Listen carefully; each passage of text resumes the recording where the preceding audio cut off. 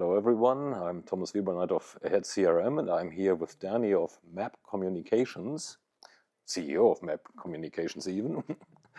And we are going to talk a little about how Map Communications is surprisingly using the Zoho ecosystem. Now that we're here in Austin at Zoho. So thanks a lot for joining me here, Dani. Absolutely. You already started, but just tell me a little bit about what Map Communications is and what keeps you awake at night. Yeah, several things right now, but Map Communications, we are a nationwide answering service, virtual receptionist business operating in US, Canada, and UK. We have our own software lineup for answering service and virtual receptionist platform. We are an ESOP, employee-owned company, and we use Zoho primarily for our CRM technology, and actually CRM and ZohoDesk is quite heavy use, but we have an entire journey that we are using Zoho for. Right from somebody as a prospect goes on the website, we use it for sales IQ. Once they're interested in our services, they complete and fill out a Zoho form, and that goes into the CRM, and then the rest of the funnel, prospect, lead, and the contract. And we use Zoho Sign for contract execution for us and the customer, and thereafter they are a customer and then move into ZohoDesk. So that's the life cycle, and thereafter it's the constant communication using marketing automation and making sure we are in touch with our customers. So and all of that data is then evaluated in Zoho Analytics. Now, you said your line of business, so which is basically quote unquote call center and digital assistant, digital concierge probably. What are some typical challenges that you're facing within this business? So we are more of a bespoke answering service, just to clarify the difference in there, because we serve a lot of small businesses, legal, SMBs, and also large businesses. The challenges that we see and I'm going to stay on Zoho side as well, just from the perspective, because that's where we're here for, is really making sure we communicate with our customers in a timely manner and with reference to their pain points. So that's where our challenge is right now, and we are using Zoho in certain aspects of our business, but would like to expand further to make sure that we fine-tune that communication. It's not way too much, not too less, but just making them aware of the value proposition. Because in this current world, we want to make sure customers see the value in the product. And sometimes our customers might not see the availability. They have access to a portal, they have access to mobile app, they have access to reporting integrations, and we are using Zoho communication marketing campaign for that kind of a back and forth. And then we also have a lot of integration into our Zoho CRM as well. So we're using that, but the main point that we want to focus on is communicating with our customers in a timely manner. We want to take that to them and communicate with them. Okay, so now you told earlier that your core software is your own, or own development, homegrown, however one wants to call it. Integrating that into a suite of somebody else's software is kind of a challenge. How do you work with this challenge?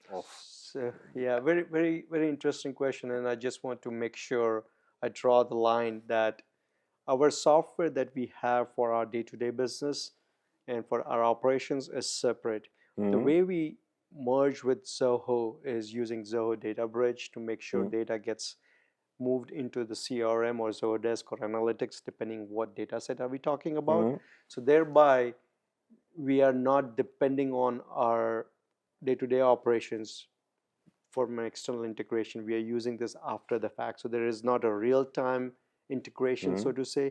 The only real-time integration we use is within our own software stack or anything else that the customers require.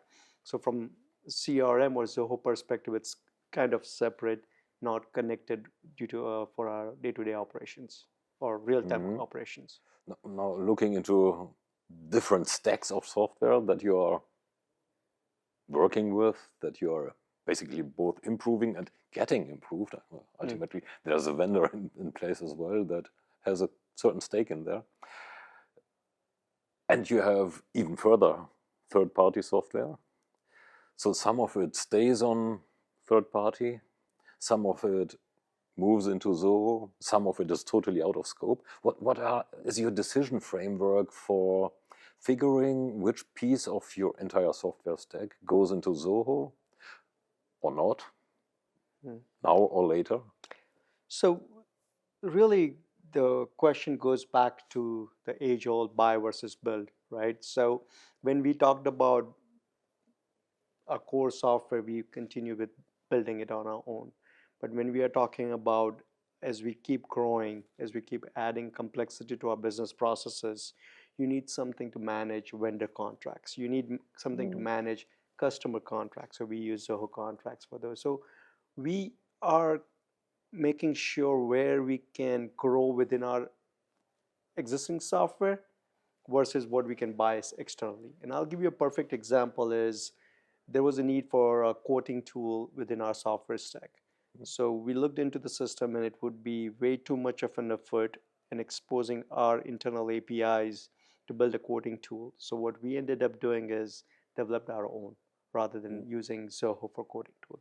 Now the other side of the equation is I gave an example about contracts, which is vendor contracts. So that is a perfect example where we can use an external tool just to manage the contracts. So every time there's a decision to be made, we make sure we are using Zoho.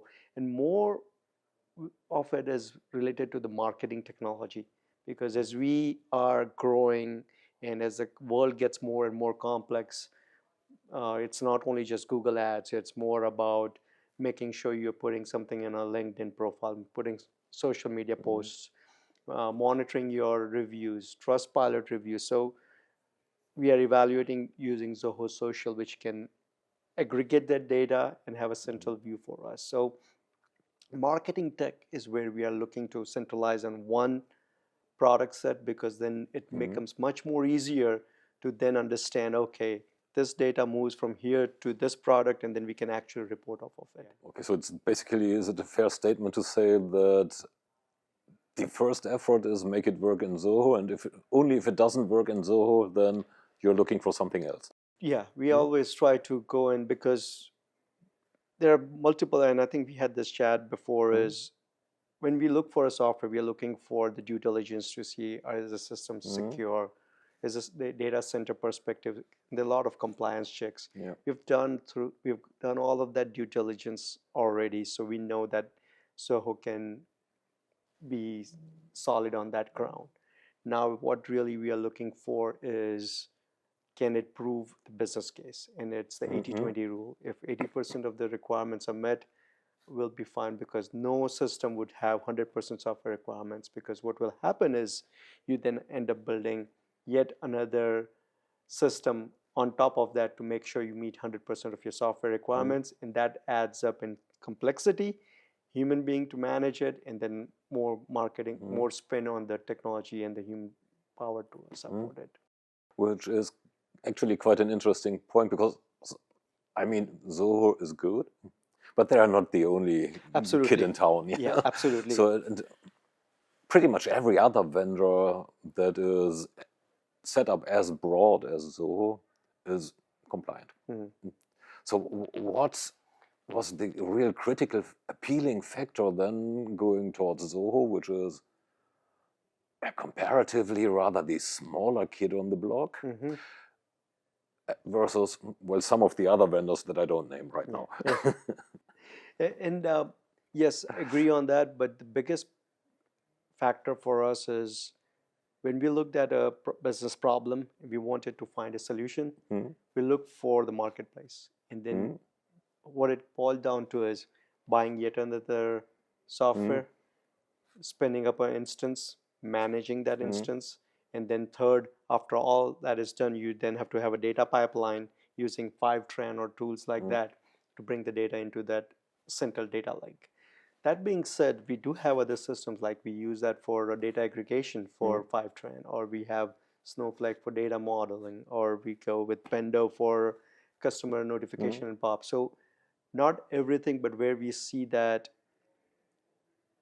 Zoho tool with Zoho One license can solve the business problem, then it's a good fit for us in that direction. So that is, we just want to declutter, right? And we have been hearing this is, at the end of the day, agentic AI is only doable if you have the right data. And if you have multiple data sets, the problem is, where is the data, right data? It's always like this, right?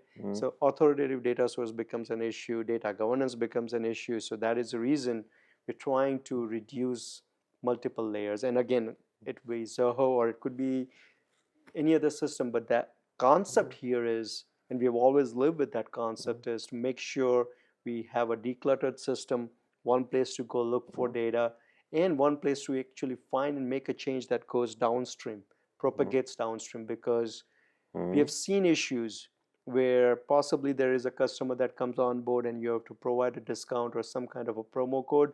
Oh, it was applied here, but it wasn't applied there, there, and there. And then it's a mishap and it's a billing issue, and we want to avoid all of that. Well, copy and paste of data is of evil. And also sometimes the automation breaks between multiple systems, right? Yes. Getting back to the origin, so you said decluttering means you wanted to harmonize on one stack. Again, there are, well, more kids on that blog who one could harmonize on. Why Zoho? This journey started for us back in 2021, 22, where we wanted to, as part of the acquisition, we wanted to look for a CRM, and we compared the marketplace without going with the names. So we looked at that, and then we looked at the complexity, and then we looked at the scalability and the pricing.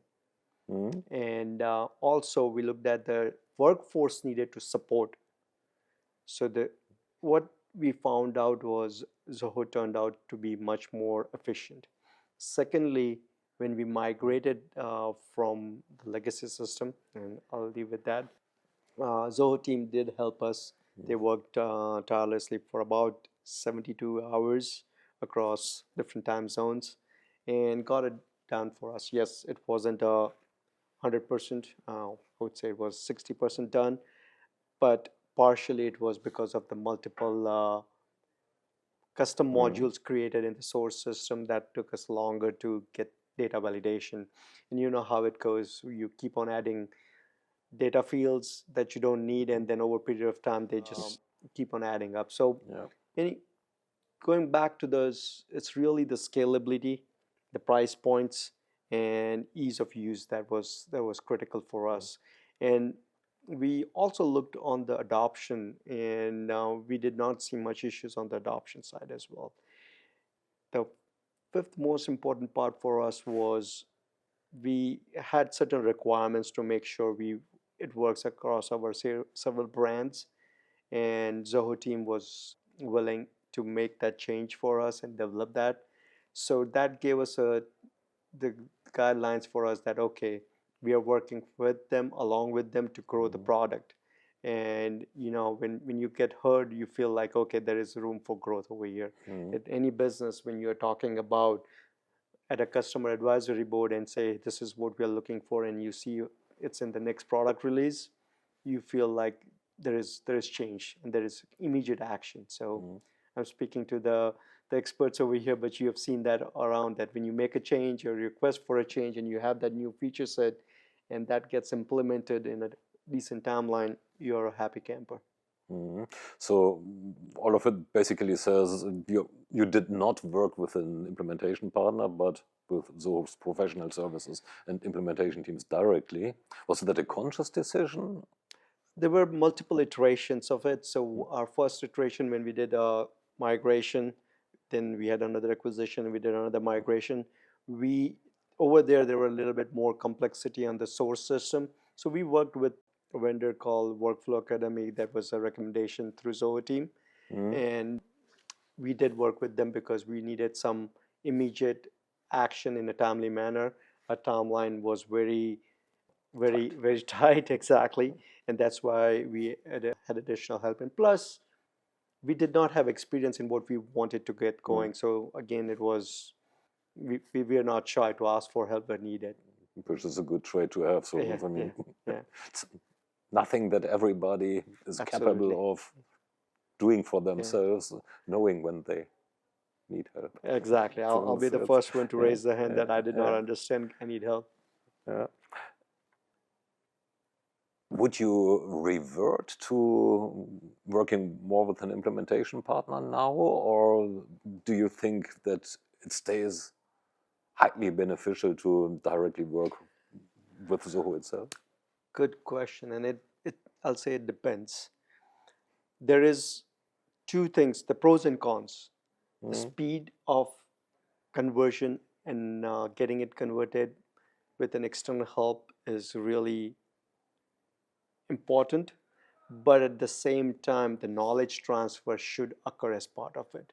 Otherwise, your team is not aware of how it was implemented. So the break fix, the next iteration, the next improvement gets even difficult and more time consuming because your team is not aware. So one of the things we did request the teams that helped us is give us some good documentation. Again, we gave them enough time. We baked in that time to come up with documentation, some cross training as well.